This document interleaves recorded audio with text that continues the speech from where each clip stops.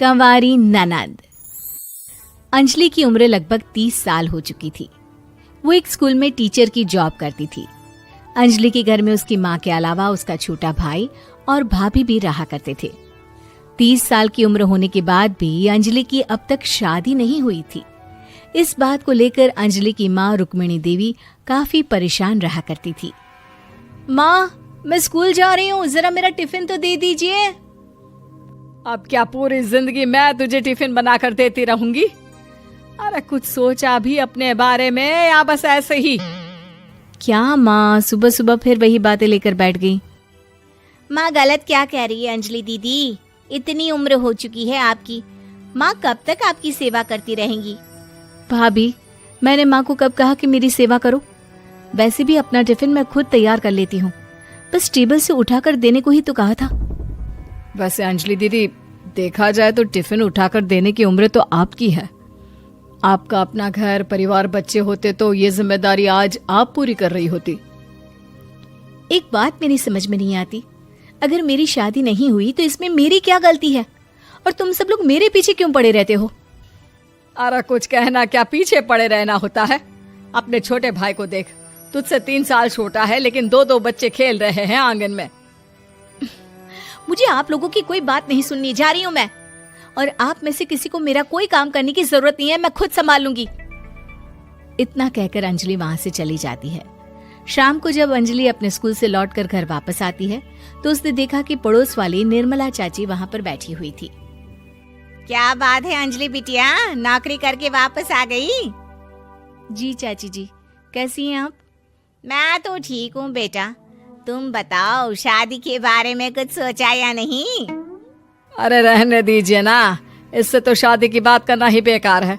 कुछ भी कहो तो गुस्सा करती है, बात बात पर आंखें दिखाती है।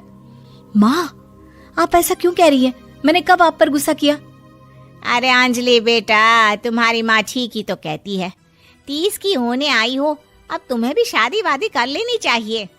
चाची जी, आप तो ऐसे कह रही हैं जैसे शादी करने से मैंने मना किया हो। रहने दीजिए निर्मला चाची, हमारी अंजलि दीदी को अभी तक उनकी पसंद का दूल्हा नहीं मिला ना, इसीलिए वो शादी नहीं कर रही।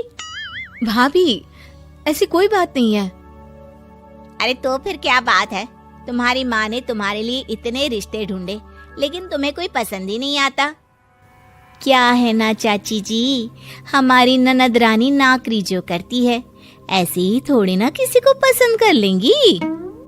अरे भाई, नौकरी का घमंड है तो बात अलग है, कोई और बात हो तो बताओ, कोई रास्ता निकाला जाए। नहीं नहीं चाची जी, कोई बात नहीं है, बस मुझे अभी तक अपनी पसंद का कोई मिला नहीं है। सुन लिया आपने? इस लड़की के तो पर निकल आए हैं और इतनी उम्र में अपनी पसंद का कोई मिलेगा भी नहीं इसे। माँ, आप मेरी शादी को लेकर हमेशा मुझे ताने क्यों मारती रहती हैं? अपनी माँ की बातें तो ताने लगती है। ताने हैं? बताओ, मैंने कुछ गलत कहा क्या? देखो, ये सब छोड़ो, मेरी दूर की बुआ का बेटा है, उसकी अभी शादी नहीं हुई है, उम्र होगी कोई 34-35 साल। आप कहें तो बात आगे बढ़ाऊं? अरे हाँ हाँ, क्यों नहीं, ये भी कोई पूछने की बात है। अरे जल्दी से लड़के को यहाँ बुला लो। माँ, आप मुझसे पूछे बिना मेरी शादी की बात करने जा रही हैं और मेरी उम्र 30 भी पूरी नहीं हुई है। निर्मला चाची कह रही है कि वो लड़का 35 साल का है। अंजलि दीदी, आपको क्या लगता है इस उम्र में कोई फिल्म का हीरो आएगा आपके लिए?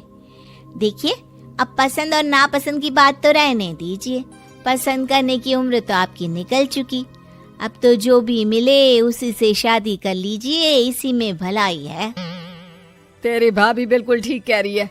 अब जैसा रिश्ता मिले उसके लिए हाँ कर देना, ताकि हम भी गंगा नहाए।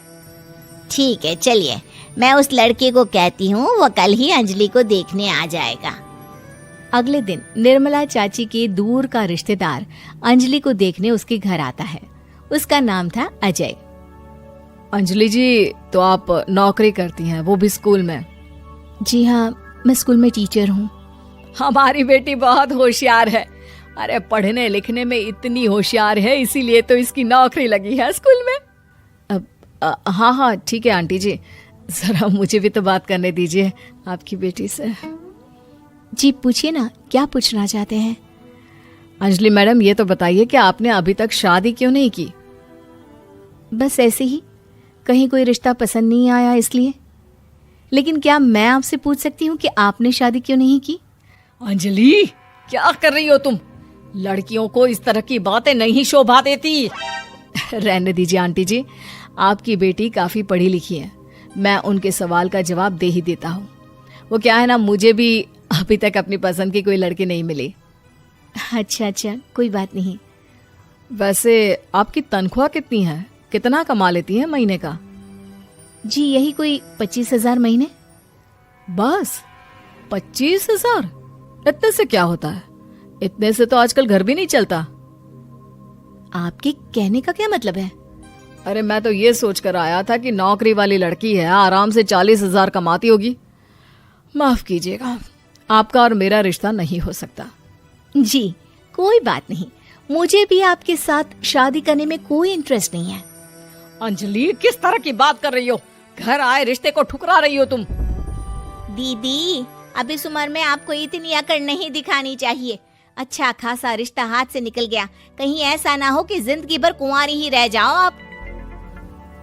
कुछ दिन और ऐसे ही निकल जाते हैं और अंजलि की शादी कभी नहीं होती।